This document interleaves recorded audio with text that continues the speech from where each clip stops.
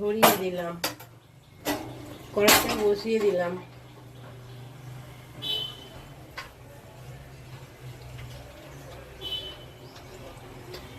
1 litre দুধ গরম করতে দিলাম।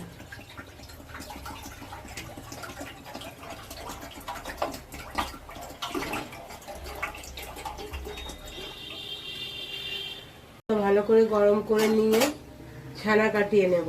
তবে গরম হয়ে গেছে, এবার ভিনিগার দিয়ে আর জল মিশিয়ে রেখেছি, এটা দিয়ে কাটিয়ে নেব। কাটিয়ে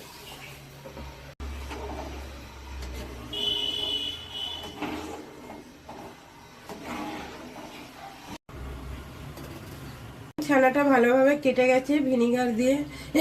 এবার আমি এটা ছেঁকে একটা ভারী সাদা কাপড়ে ছেঁকে ভারী কিছু দিয়ে চাপা দিয়ে রাখবো কিছুক্ষণ।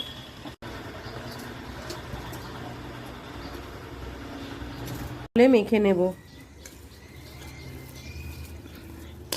দেখুন কি সুন্দর হয়েছে। ছেড়ে দেবে।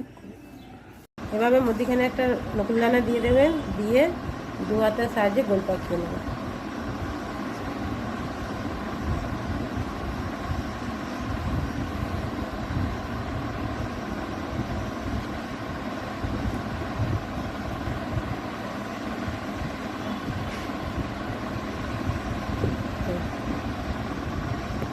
দিয়ে দিলাম।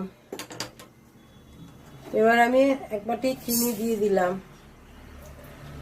1 বাটি চিনি, 2 বাটি জল। 1 বাটি চিনি 2 বাটি জল দিয়ে ভালো করে ফুটিয়ে নেব। একটা রসগোল্লা হয়েছে, আমি শিরাটা ফুটে গেছে, এবার দিয়ে দেবো বলগুলো।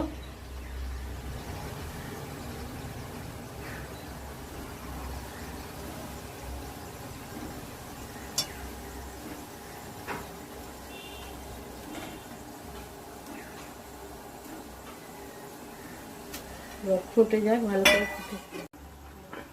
দেখুন বন্ধুরা, রসগোল্লাগুলো কি সুন্দর বড় বড় হয়ে গেছে শিরাতে দিতে।